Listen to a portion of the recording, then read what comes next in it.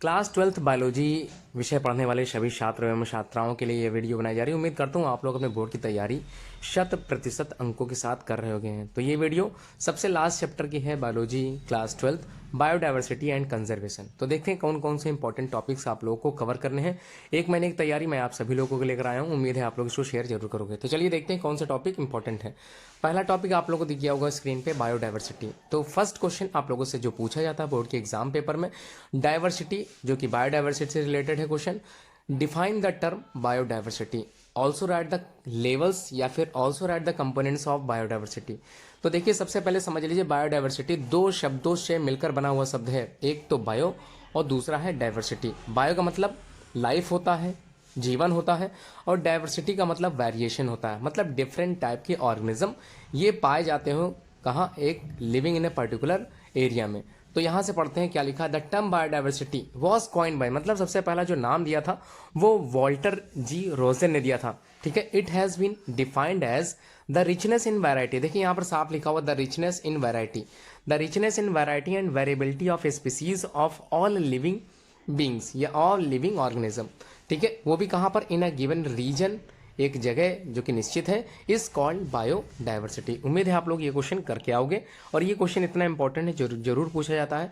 उसके बाद levels of biodiversity के 3 लेवल्स होते हैं, एक जेनेटिक डाइवर्सिटी, एक species diversity and the ecological diversity, जो कि आपके स्क्रीन पे दिख गया होगा। तो अब हम लोग आगे बढ़ते हैं। क्वेश्चन क्या कह रहा है कि तीनों डाइवर्सिटी यानी कि तीनों कंपोनेंट ऑफ डाइवर्सिटी को आप लोग with the help of example समझाइए। तो देखिए with the help of example मैं समझाने दे रहा हूँ, ध्यान समझिएगा। नाम से लग रहा होगा जेनेटिक डाइवर्सिटी, मतलब रिलेटेड टू देयर जीन्स हो सकता है। एक तरह की डाइवर्सिटी है, it is A diversity at the genetic level पे। किस लेवल पे ये काम करेगी, जेनेटिक लेवल पे काम करती है। ये सिंगल स्पीसीज, ध्यान समझिएगा, कोई एक single species high diversity show करती है, वो भी कहां पर, जेनेटिक लेवल पर। एक सिंगल स्पीसीज शो करती है high diversity at the genetic level पर। और एग्जाम्पल की बात करें, मेडिसिनल प्लांट रावोल्फिया वोमिटोरिया, देखिए ये पूरा नाम है, आप लोग अच्छे से याद करके जाइए, रावोल्फिया और वोमिटोरिया। ये ग्रोइंग होता है इन अ डिफरेंट हिमालयन रीजन पर, आप लोगों को आसानी से दिख जाएगा। अब देखते हैं स्पीसीज डाइवर्सिटी क्या है। तो species diversity is a diversity at the specific level या फिर स्पीसीज लेवल पर। एग्जाम्पल की बात करें तो वेस्टर्न घाट, ध्यान समझिए, the western Ghat have a greater amphibians species diversity than the eastern Ghat. देखिए दो तरह के घाट आप लोगों ने पढ़े, वेस्टर्न घाट और ईस्टर्न घाट। यहाँ पर वेस्टर्न घाट पर पाए जाने वाले जो एम्फीबियंस होते हैं वो क्या होंगे, मच डाइवर्सिटी वे में पाए जाएंगे एज कंपेयर टू ईस्टर्न घाट। ठीक है, अब लास्ट वाला देख लें, इकोलॉजिकल डाइवर्सिटी क्या होती है। ये diversity is a diversity at the ecological ecosystem, मतलब एक इकोसिस्टम के अंतर्गत आती है। जैसे एग्जांपल बात करें इंडिया विद डेजर्ट या फिर रेन फॉरेस्ट, तो यहाँ की स्पीसीज आप लोगों ने देखी होगी और समझे होंगे। अगला क्वेश्चन है इंपॉर्टेंस ऑफ बायोडाइवर्सिटी। देखिए इंपॉर्टेंस का मतलब होता है हम लोग के लिए ये जो बायोडाइवर्सिटी है ये इंपॉर्टेंट क्यों हो गई। ठीक है, तो सबसे पहले देखिए बायोडाइवर्सिटी से डिफरेंट काइंड्स के स्पीसीज, चाहे वो प्लांट के हो चाहे एनिमल्स के हो, जो हमारे लिए आवश्यक होने चाहिए, मतलब होते हैं। एक तो प्योर ऑक्सीजन हम लोग कहाँ से मिलता है, पेड़ पौधों से मिलता है। दूसरा, यही पेड़ पौधे हम लोगों को बचाते हैं, कहाँ से पेड़ पौधे बचाते हैं, किस चीज़ से बचाते हैं, सॉइल इरोजन से। मतलब सॉइल इरोजन को अगर डिफाइन करें, टू इरोडियर, कहाँ इरोडियर होना मतलब कहाँ का डिप्लीशन होना, तो ऊपर की लेयर ऑफ सॉइल का, मतलब the upper most layer of the soil, इसका हट जाना सॉइल इरोजन कहलाता है। इससे बचने के लिए हम लोगों को यहाँ पर पेड़ पौधे होते हैं। ठीक है, फ्लड मतलब यहाँ पर बाढ़ से है, तो बाढ़ से भी बचाव होता है इसी बायोडाइवर्सिटी के द्वारा। तो बचाव का कार्य होता है। बैलेंस इन इकोसिस्टम, देखिए बैलेंसिंग ऑफ इकोसिस्टम मतलब जो एटमॉस्फेरिक बैलेंस होता है इकोसिस्टम का, वो इसी के द्वारा संभव हो पाता है। प्रोवाइड एज मेडिसिनल सपोर्ट, देखिए हम लोग को मेडिसिनल सपोर्ट, कई तरह के मेडिसिन हम लोग तैयार करते हैं with the help of plants as well with the help of microbes and with the help of animals. ठीक है, ये होता है इंपॉर्टेंस ऑफ बायोडाइवर्सिटी। अब चलिए आगे बढ़ते हैं, क्वेश्चन क्या कह रहा है, लॉस ऑफ बायोडाइवर्सिटी। देखिए अभी आप लोगों ने इंपॉर्टेंस पढ़ा, तो जाहिर सी बात है अगर ये इंपॉर्टेंस ना मिले तो इससे क्या होगा, लॉस होगा बायोडाइवर्सिटी का। मतलब अगर बायोडाइवर्सिटी लॉस हो गई तो हमको उसके जो इंपॉर्टेंस है वो देखने के लिए नहीं मिलेंगे। तो the main cause of loss of biodiversity, देखिए मेन कॉज की बात करी जा रही, कारण क्या है, ये जो बायोडाइवर्सिटी धीरे धीरे कम हो रही है या खत्म हो रही है, विलुप्त हो रही है, तो इसका सबसे पहला कारण है हैबिटेट लॉस। आप लोगों ने देखा होगा बड़े बड़े जंगलों का जो है विनाश हो जाना, बड़े बड़े जंगलों को हम लोग हटा रहे हैं अपनी इच्छा अनुसार, या फिर हम लोग कह लें अपनी सुविधा के लिए।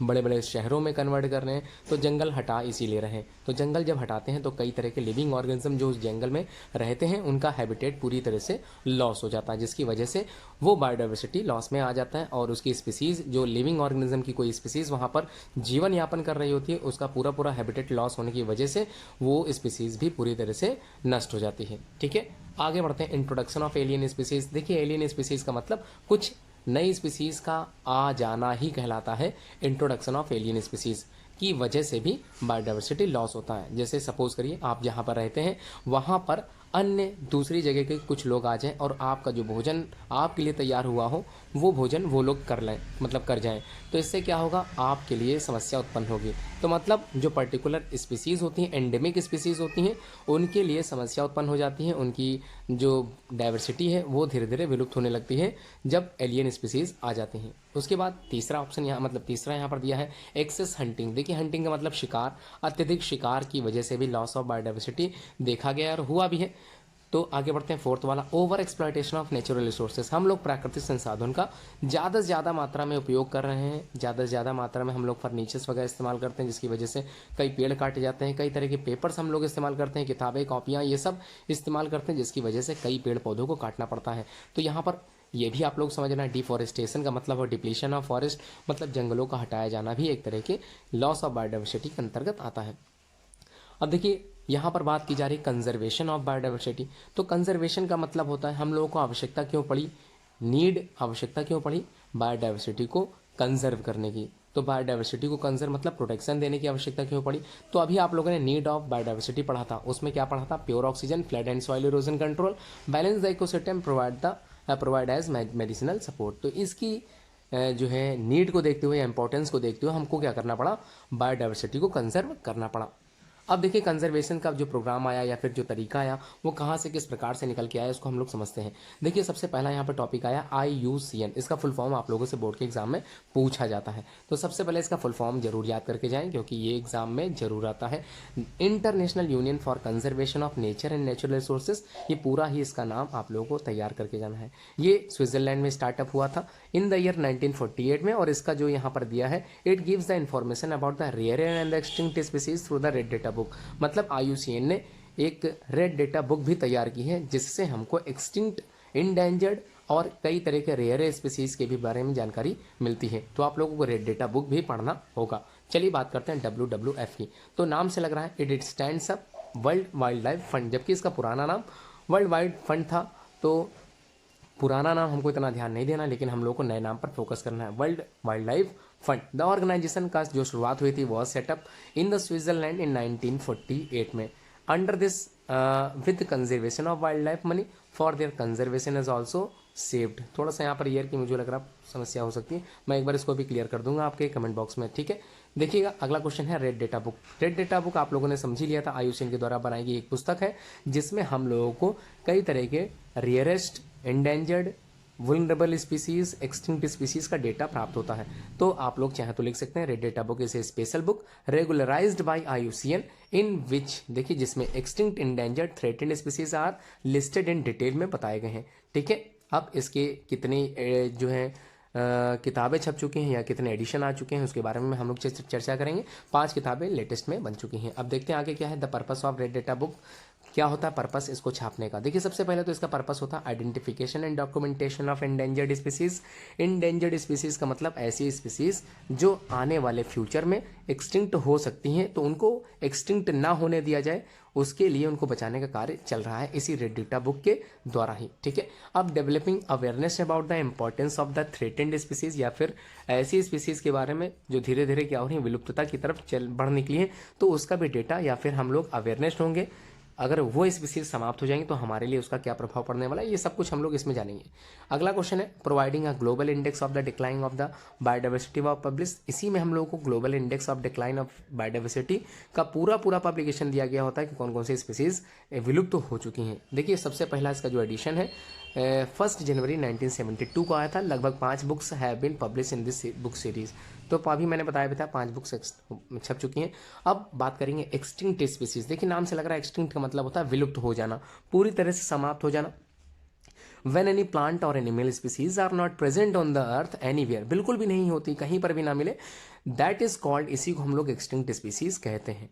ठीक है, दे आर डाइड हो जाती हैं, मतलब बिल्कुल समाप्त हो जाती हैं। सच स्पीसीज एक्सटिंक्ट स्पीसीज के अंतर्गत आती हैं अकॉर्डिंग टू IUCN। देखिए इंटरनेशनल यूनियन की बात हो रही है, इसके अकॉर्डिंग एक्सटिंक्ट स्पीसीज लगभग पिछले 500 वर्षों में लगभग 784 स्पीसीज विलुप्त हो चुकी हैं, जिनमें से आप लोग चाहें तो एग्जांपल याद कर सकते हैं, डोडो, ड्रैको, फ्लाइंग लिजार्ड जिसको कहते हैं, आर्कियोप्टेरिक्स, ये तीनों ही अपने आप में कनेक्टिंग लिंक है, इसको भी आप लोग चाहें तैयार करके जाएं।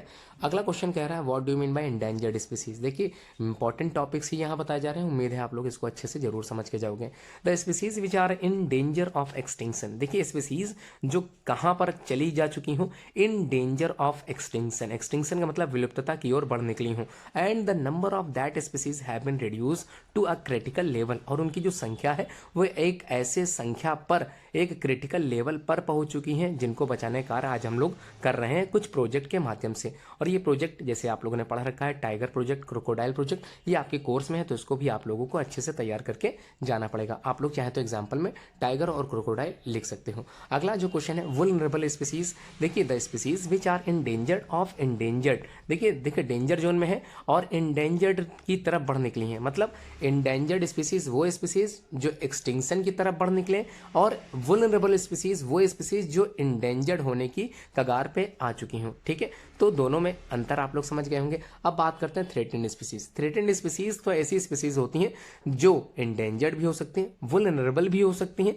और क्रिटिकली एंडेंजर्ड भी हो सकती हैं। तो आप तीनों में से कुछ भी लिख सकते हैं, उसको हम लोग थ्रेटेंड स्पीसीज के अंतर्गत ही मापते हैं। जैसे एग्जाम्पल की बात करें, कौओं की संख्या दिन प्रतिदिन कम हो रही है, मान लेते हैं, इसको हम लोग थ्रेटेंड स्पीसीज के अंतर्गत रख सकते हैं। ठीक है, बात समझ में आ गई होगी आपको। अब बात करें को एक्सटिंक्शन स्पीसीज, देखिए नाम से लग रहा है को का मतलब सहयोग के रूप में जुड़ा होना। ठीक है, अब एक्सटिंक्शन मतलब विलुप्त हो जाना। अब कौन विलुप्त हो रहा है यहाँ पर, दो स्पीसीज ऐसी हैं जो एक तरह से एक दूसरे पर डिपेंड होकर जीवन यापन करती हैं। तो अगर एक स्पीसीज डिप्लीट हो जाएगी या फिर उनकी मात्रा या संख्या कम हो जाएगी, तो अपने आप दूसरे स्पीसीज पर इसका गहरा प्रभाव पड़ेगा। तो देखिए क्या लिखा है मैंने, व्हेन आ स्पीसीज, ध्यान से देखिए, when a species become extinct, कोई स्पीसीज क्या हो जाए, बिकम एक्सटिंक्ट हो जाए। जैसे यहाँ पर बताया गया the plant and animal species associated with it, मतलब जो कि जुड़ा हो, प्लांट और एनिमल स्पीसीज से जुड़ा हो ऑब्लिगेटरी वे के द्वारा, ऑल्सो बिकम एक्सटिंक्ट, और वो भी क्या हो जाएगा, एक्सटिंक्ट हो जाएगा। देखिए एग्जाम्पल की बात करें, आप लोगों को याद होगा जब कोई ऑब्लिगेटरी होस्ट फिश, देखिए होस्ट फिश की बात हो रही है, मतलब जिस पर डिपेंड होना है, बिकम एक्सटिंक्ट, तो उस पर जीवन यापन करने वाला कोई पैरासाइट भी अपने आप also made the same fate, तो वो भी धीरे धीरे क्या हो जाएगा, विलुप्त हो जाएगा। इसे बोलते हैं को एक्सटिंक्शन स्पीसीज। अब बात करें एंडेमिक स्पीसीज क्या होती हैं, देखिए एंडेमिक स्पीसीज एक वही पर्टिकुलर एरिया में पाई जाने वाली स्पीसीज एंडेमिक होती है, मतलब अपने नेटिव परिवेश में पाई जाने वाली स्पीसीज को एंडेमिक स्पीसीज कहते हैं। Endemic species which are restricted होती हैं, है ना, for the species which are confined to the particular region are called endemic species. किसी एक पर्टिकुलर रीजन पर पाए जाने वाली स्पीसीज को हम लोग एंडेमिक स्पीसीज कहते हैं। ठीक है, अब method of conservation of biodiversity, जो कि मोस्ट इंपॉर्टेंट क्वेश्चन है, जो कि लॉन्ग फॉर्म में आप लोगों से पूछा जा सकता है। क्या होगा क्वेश्चन, मैं बता देता हूं, लिखा होगा right the method of conservation of biodiversity, है ना, और इसके बताइए किस तरह से कंजर्वेशन होता है, और उसको किसी एक कंजर्वेशन मेथड को एक्सप्लेन करके आपको with the help of example बताना हो सकता है।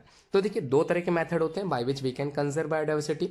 तो कंजर्व बायोडाइवर्सिटी मतलब हम किस प्रकार से कंजर्व कर सकते हैं, सुरक्षा दे सकते हैं बायोडाइवर्सिटी को। अब एक तरीका तो इन सीटू कंजर्वेशन है, नाम से लग रहा है इन सीटू मतलब इनसाइड, और एक का नाम है एक्स सीटू मतलब आउटसाइड। ठीक है, बहुत ही आसान तरीके से आप लोगों को मैं बता रहा हूँ, बहुत ही आसान डेफिनेशन के माध्यम से।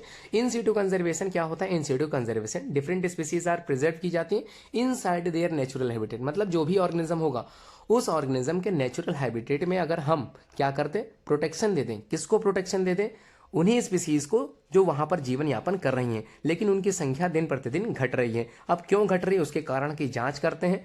ठीक है, पता लगाते हैं, उस चीज को वहां से डिप्लीट करते हैं, मतलब हटा देते हैं, और उनको सुरक्षा प्रदान कर देते हैं इन देयर नेचुरल हैबिटेट के अंतर्गत।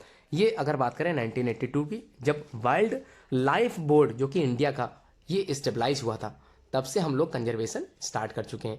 National park, sanctuaries and biosphere, इसके द्वारा आते हैं, मतलब इनके अंतर्गत आते हैं। क्या आते हैं एग्जाम्पल में? National park, sanctuaries and biosphere reserve, these are the common example where we can conserve biodiversity inside their natural habitat. Their मतलब यहाँ पर ऑर्गेनिज्म से रिलेटेड है। अब एक को पूरा एक्सप्लेन करके समझाने के लिए अगर आ सकता है, और ध्यान समझिए, ये जो national park, sanctuaries, biosphere reserve है, आप लोगों से डिफरेंशिएट के माध्यम से भी पूछा जा सकता है।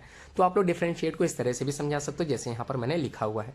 These are the type of in situ conservation. देखिए एक तरह का इन सिटू कंजर्वेशन का ही एक एग्जाम्पल है, where organism are kept in side their natural habitat. देखिए नेचुरल हैबिटेट में ही रखे जाते हैं फॉर द प्रोटेक्शन के लिए और उनके बेटरमेंट के लिए of wild life. In the national park activities such as grazing, मतलब अगर घास चराने के लिए, अगर गाय भैंस अगर आप लोगों ने पाल रखे हैं तो उसको हम लोग वहां पर चराने के लिए नहीं ले जा सकते। कल्टीवेशन, बिल्कुल फसल वहां पर नहीं उगा सकते। फॉरेस्ट्री मतलब जंगल बिल्कुल नहीं वहां पर बना सकते हैं अलग से नया कोई जंगल। हैबिटेट का मतलब कहीं पर मैनिपुलेशन की बात करें, बढ़ावा देना, वो भी वहां पर अलाउ नहीं है। मतलब किसी भी तरह का थर्ड पार्टी कोई भी काम आप वहां पर नहीं कर सकते। The first national park to be stabilize in India 1936 में, उसको बोलते थे हैली नेशनल पार्क। अब उस हैली नेशनल पार्क को हम लोग आज के नाम, जो कि जिम कॉर्बेट नेशनल पार्क है, मुझे लगता है इसका नाम कुछ चेंज हुआ है, मैं शायद कंफर्म नहीं कह सकता हूँ, रामगंगा नेशनल पार्क के नाम से इसको जो स्टेबलाइज आज के दिन में किया गया है, लेकिन ये रजिस्टर्ड अभी तक नहीं है। इसको मैं जरूर देख के आप लोग कंफर्म बता दूंगा। जिम कॉर्बेट नेशनल पार्क सबसे इंपॉर्टेंट है, फर्स्ट नेशनल पार्क जो कि स्टेबलाइज हुआ है, इसको जरूर आप लोग पढ़ के जाइएगा। ठीक है, अब आगे देखते हैं आगे क्या है। सम इंपॉर्टेंट नेशनल पार्क आ रहे हैं फॉलोज, जिसमें से 10 कौन कौन से नेशनल पार्क हैं वो मैं बताने जा रहा हूँ, इसको आप लोग ध्यान से समझिएगा। देखिए ये 10 नेशनल पार्क आप लोगों को अच्छे से तैयार करने हैं। इसके हर एक क्वेश्चन को बोर्ड में पूछा गया है। नंबर 1 दुधवा नेशनल पार्क जो कि उत्तर प्रदेश में है, इसको जरूर याद करिए, लखीमपुर में है। Jim Corbett national park Uttarakhand में है, अभी आप लोगों ने इसके बारे में पढ़ा भी था। फर्स्ट नेशनल पार्क 1936 में, जिसका पहले नाम हैली नेशनल पार्क था।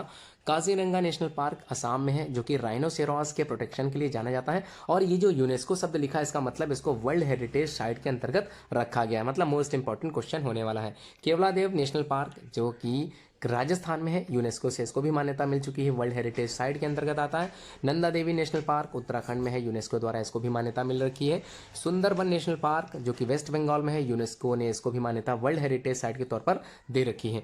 गिर नेशनल पार्क गुजरात में है, silent valley national park Kerala में है, बांदीपुर नेशनल पार्क कर्नाटका में है और इंद्रावती नेशनल पार्क छत्तीसगढ़ में है। ये सारे नेशनल पार्क अच्छे से आप लोग तैयार करिए, जिसमें यूनेस्को वाले जो कि वर्ल्ड हेरिटेज सोसाइटी के अंतर्गत आते हैं, वर्ल्ड हेरिटेज जोन के अंतर्गत आते हैं, वो जरूर आप लोग अच्छे से तैयार कीजिएगा। और उत्तर प्रदेश में रहने वाले जितने भी निवासी हैं जो यूपी बोर्ड की परीक्षा देने वाले हैं, तो उनको याद करना है दुधवा नेशनल पार्क, जो वन और राइनोसेरोस के लिए भी प्रोटेक्शन का केंद्र बना हुआ है।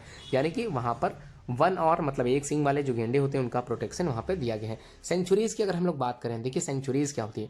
अभी आप लोगों ने पढ़ा 3 एग्जांपल किसके, इन सिटू कंजर्वेशन, जिसमें नेशनल पार्क आप लोगों ने पढ़ लिया। अब आप पढ़ने जा रहे हो सेंचुरीज, मतलब it is a protected areas where the organism also कहां पर केप्ट रखे जाएंगे, इनसाइड द नेचुरल हैबिटेट के अंतर्गत। बस यही आपको समझना है। तो सेंचुरीज इज प्रोटेक्टेड प्लेस और एरिया विद नेचुरल एनवायरनमेंट। देखिए कैसा एनवायरनमेंट होगा, नेचुरली होगा, और having optimum level degree of protection for wild life. But ध्यान रखिएगा, degree protection is lower than national park, मतलब प्रोटेक्शन की जो degree level of degree protection होता है वो नेशनल पार्क में ज्यादा होता है as compare to centuries.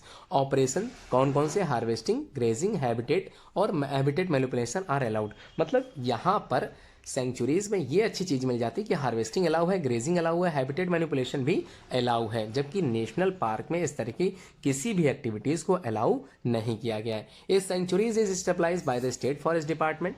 There are nearly 543 sanctuaries are in India. ठीक है, मेन सेंचुरीज की अगर हम लोग बात करें, एग्जांपल बताना पड़ेगा। जल्दापारा वाइल्ड लाइफ सेंचुरी जो कि वेस्ट बंगाल में है, घाना बर्ड सेंचुरी भरतपुर राजस्थान में है, इसको भी आप लोग अच्छे से तैयार कर लीजिए। अब देखते हैं क्वेश्चन क्या कह रहा है। नेक्स्ट क्वेश्चन है बायोस्फीयर रिजर्व से इंपॉर्टेंट, ध्यान समझ लीजिए। बायोस्फीयर रिजर्व तो अपने आप में ही पूरा इंपॉर्टेंट क्वेश्चन है, ये आपका 3 नंबर में भी पूछा अलग से गया है। तो biosphere reserve are the specialized protected areas which represent natural biomes को रिप्रेजेंट करता है और कंटेन करता है यूनिक बायोलॉजिकल कम्युनिटीज को, मतलब कैसी अद्वितीय बायोलॉजिकल कम्युनिटीज को क्या करता है, प्रदर्शित करता है। Biosphere reserve was a part of UNESCO, जो कि मैन एंड बायोस्फीयर प्रोग्राम के अंतर्गत इसका नाम दिया गया था। तो नाम समझ लीजिए, MAB का फुल फॉर्म भी बोर्ड में पूछा गया है। Construction of biosphere, A biosphere reserve consist of 3 zone. देखिए 1 जोन, 2 जोन, 3 जोन, इन तीनों जोन को आप लोगों को पढ़ के जाना है। तो 3 जोन किस प्रकार से आपको पढ़ना है मैं बता देता हूँ। इस तरह से आपको बनाना है बायोस्फीयर रिजर्व का डायग्राम, और यहाँ पर बनाने कितने जोन हैं, 3 जोन बनाने हैं। तो इस तरह से आप लोग 3 जोन बनाएंगे। सबसे इंटरनल यानी सबसे आंतरिक जो यहाँ पर जोन होती है उसको बोलते हैं कोर जोन, और उसके बाद जो दूसरी जोन आती है उसको हम लोग बोलते हैं बफर जोन, और सबसे आउटर जो जोन होती है उसको बोलते हैं ट्रांजिशन जोन। तो इस तरह से बना भी लोगे आप लोग, ठीक है। ये ओवरव्यू है किसी बायोस्फीयर रिजर्व का। चलिए अब हम लोग पढ़ते हैं डेफिनेशन क्या होती है। तो द कोर जोन की बात करें, inner central part of the comprises legally protected ecosystem, जो कि अनडिस्टर्ब्ड वे में बना होता है। मतलब यहाँ पर कोई भी किसी को डिस्टर्ब नहीं कर सकता। जो भी बायोडाइवर्सिटी वहाँ पर है उसको हम लोग डिस्टर्ब नहीं कर सकते, ठीक है। अब बात करते हैं बफर जोन की। It lies in the middle and surround the core zone, मतलब बफर जोन सराउंड करती है, घिरी रहती है कोर जोन से। यहाँ पर सपोर्ट करते हैं हम लोग एजुकेशनल एक्टिविटीज को और रिसर्च को, मतलब यहाँ पर एजुकेशनल एक्टिविटीज होती रहती हैं और साथ में रिसर्च का कई तरह का प्रोग्राम भी यहाँ पर होता रहता है। द ट्रांजिशन जोन की अगर हम लोग बात करें, it is the outermost part of the biosphere reserve. देखिए outermost part of the biosphere reserve का होता है। In this zone there is a active cooperation between the local reserve management and people are allowed. अब अगला हम लोग बात करने जा रहे हैं अगले नेक्स्ट टॉपिक की, जिसका नाम है एक्स-टू कंजर्वेशन। देखिए ये अपने आप में भी इंपॉर्टेंट है, अलग से भी क्वेश्चन आता है लॉन्ग में कि explain the ex situ conservation with the help of example in detail, ठीक है। अब देखिए ex situ conservation, in this type of conservation the animals are kept outside their natural habitat in special care. तो special care करने के लिए हम लोग नेचुरल हैबिटेट से बाहर ले जाते हैं उनको प्रोटेक्शन देने के लिए। हेंस इसी वजह से इनको एक्स-टू कंजर्वेशन कहते हैं, ठीक है। अब देखते हैं एग्जाम्पल कौन कौन से आपको पढ़ने हैं। तो देखिए पहला एग्जाम्पल जूलॉजिकल गार्डन, जिसको जूलॉजिकल पार्क के अंतर्गत हम लोग मान सकते हैं। बोटेनिकल गार्डन, जीन बैंक या जीन लाइब्रेरीज, या फिर लास्ट वाला है क्रायो प्रिजर्वेशन। तो cryo preservation is also a method of x-to conservation. तो ये चारों ही अलग से क्वेश्चन पूछे भी गए हैं बोर्ड की परीक्षा में, तो आप लोग तैयार रहिए। आप लोगों से सभी प्रकार के क्वेश्चन जो मैं बता रहा हूँ ये बोर्ड की परीक्षा में पूछे जाने वाले हैं। तो देखिए पहला example zoological garden, zoological park के बारे में बताने जा रहा हूँ। Zoological parks are protected gardens, ठीक है। क्या होते हैं, प्रोटेक्टेड गार्डन्स होते हैं जहाँ पर एंड इनक्लोज्ड एरिया और घिरे रहते हैं, which are developed to provide shelter to wild animals. मतलब शेल्टर मतलब रहने का स्थान देते हैं। Some zoological park in India are as follows, ठीक है। तो इंडिया में कुछ जूलॉजिकल पार्क जो मैं बताने जा रहा हूँ ध्यान से समझिए। जूलॉजिकल गार्डन कोलकाता, दूसरा prince Wales zoological park Lucknow, तीसरा है नेशनल जूलॉजिकल पार्क दिल्ली। तो ये 3 इंपॉर्टेंट जो है पार्क हैं, आप लोगों को पढ़ के जाने हैं। अब हम लोग बात करेंगे अगला जो क्वेश्चन है बोटेनिकल गार्डन। बोटेनिकल गार्डन कौन कौन से हैं इसको भी देखते हैं, या फिर इसके बारे में आप लोग क्या लिख के आओगे। These are the large artificially where a made natural surrounding large number of plant species are kept. Some important botanical garden are as follows.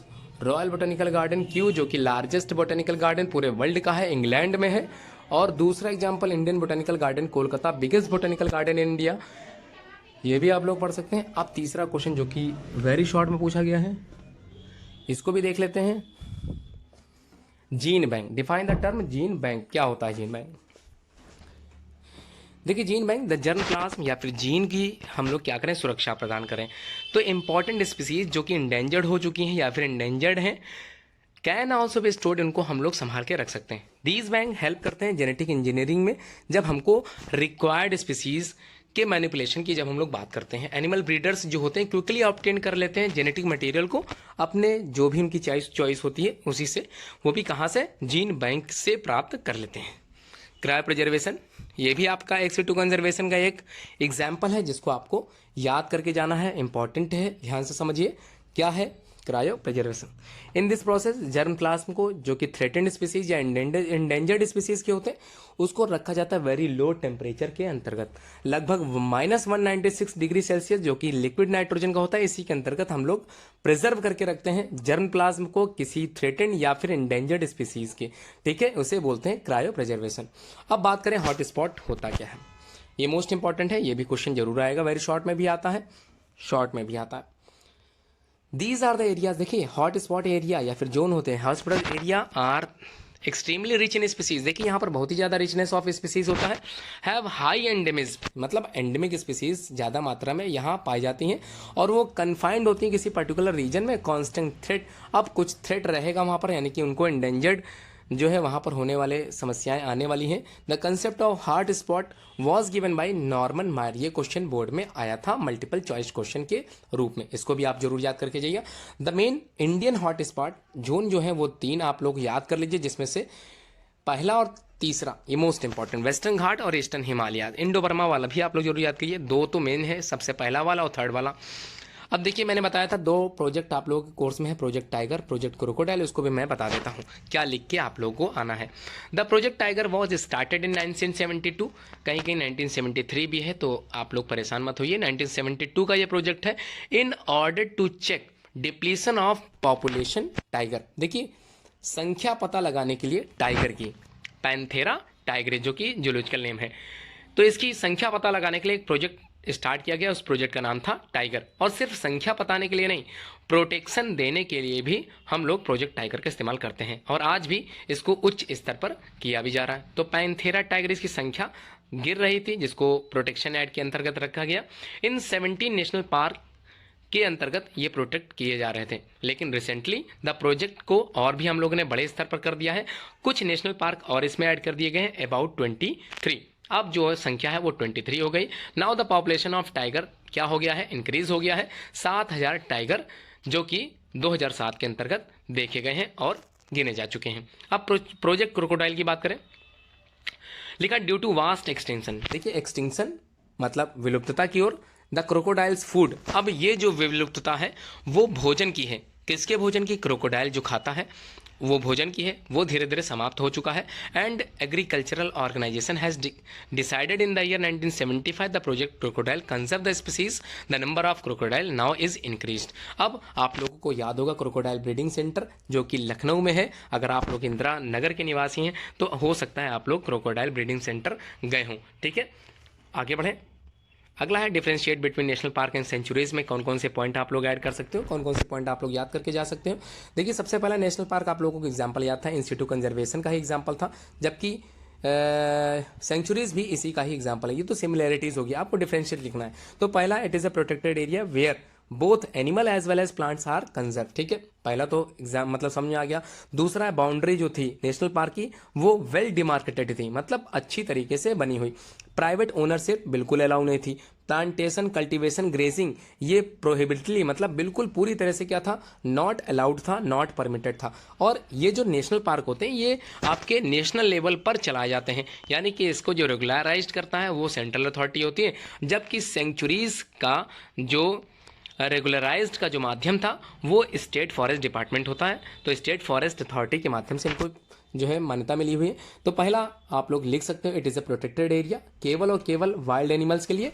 दूसरा, बाउंड्री इज रफली डिमार्केटेड होता है।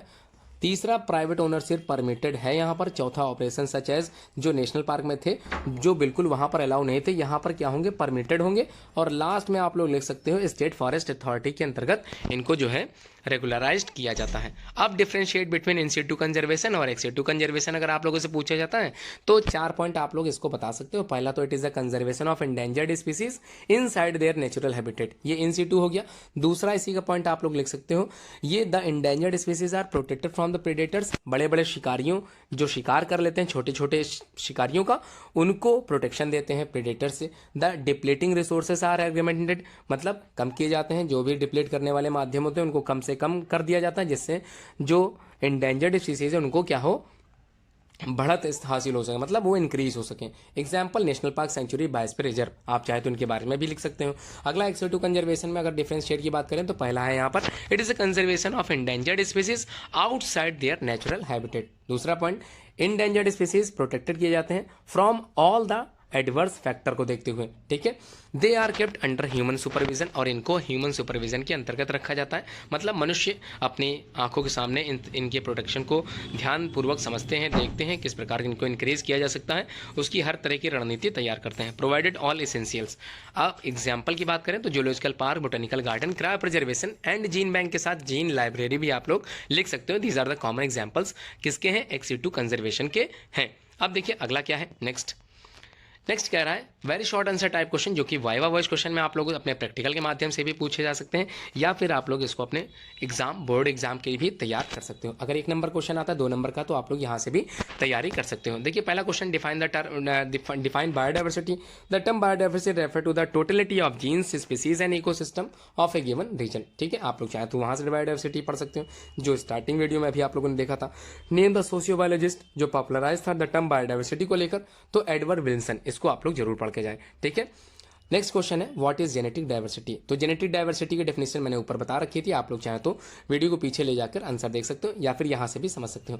जेनेटिक डाइवर्सिटी रेफर करती है एक वेरिएशन को किसी jeans के विद इन ए स्पीसीज के माध्यम से। Genetic diversity is primary cause of biodiversity. ठीक है, नेम द 3 इंपॉर्टेंट कंपोनेंट, आप लोगों ने पढ़ रखा था, फिर से मैं बता देता हूं कौन कौन से थे।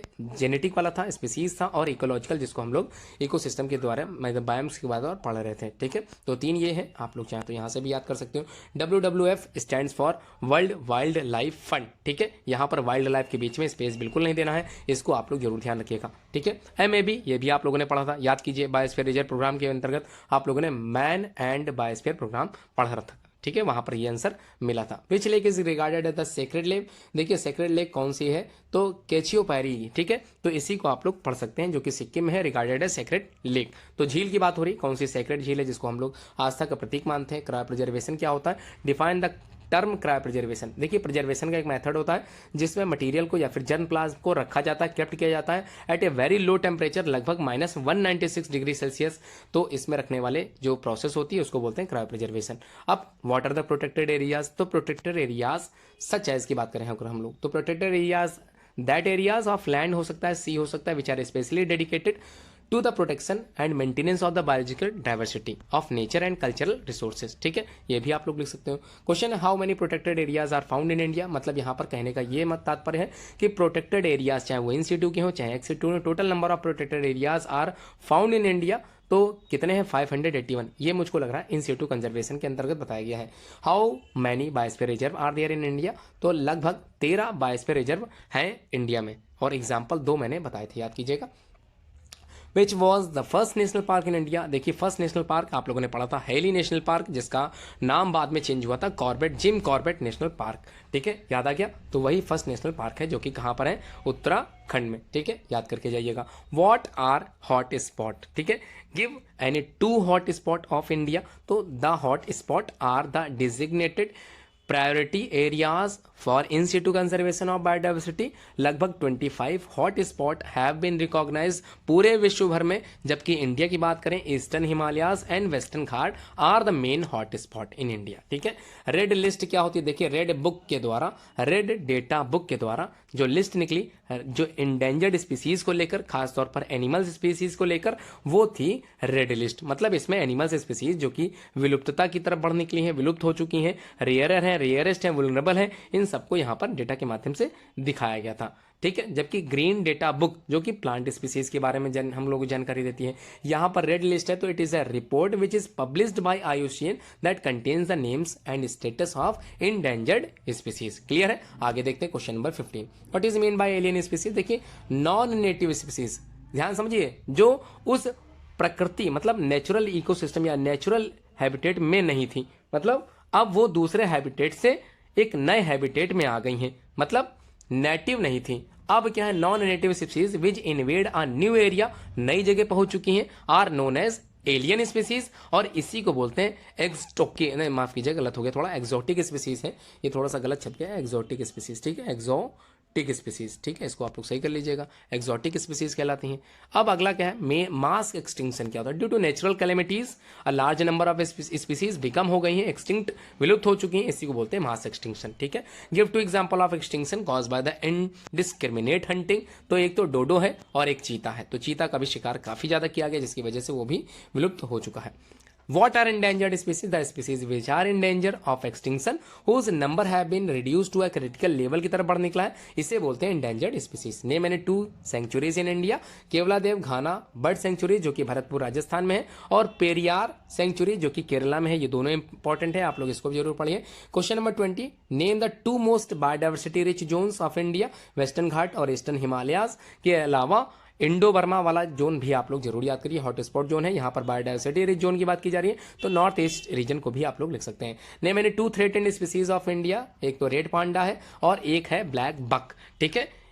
ये थ्रेटेंड स्पीसीज है, आप लोग जरूर याद कीजिए। Right the importance of cryo preservation in the conservation of biodiversity. Cryo preservation में -196 डिग्री सेल्सियस तापमान पर जर्मप्लाज्म को रखा जाता था, प्रोटेक्शन दी जाती थी। याद कीजिए, ये भी क्या था, एक्स सिटू कंजर्वेशन का ही एक एग्जाम्पल था। तो देखिए यहाँ पर लिखा है by cryopreservation the reproductive unit such as gamete हो सकता है, सीड हो सकता है ऑफ रेयर स्पीसीज किसी प्लांट स्पीसीज का, या जर्मप्लाज्म हो सकता है, या टिश्यू हो सकता है, तो रखा जाता है, प्रिजर्व किया जाता है -196 डिग्री सेल्सियस तापमान पे, ठीक है।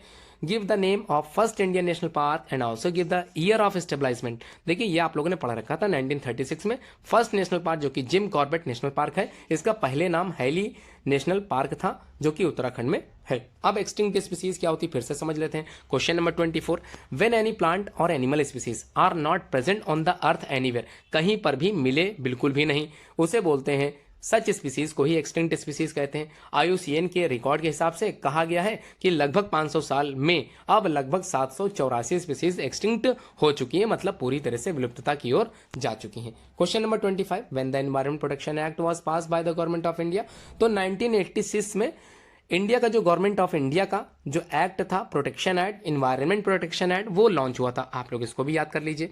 डिफाइन नेशनल पार्क, देखिए नेशनल पार्क इंस्टीट्यूट कंजर्वेशन का एक एग्जांपल था, ये आप लोगों को तो पता ही है। इसके डिफरेंशिएट को भी आप लोगों ने अच्छे से तैयार किया था।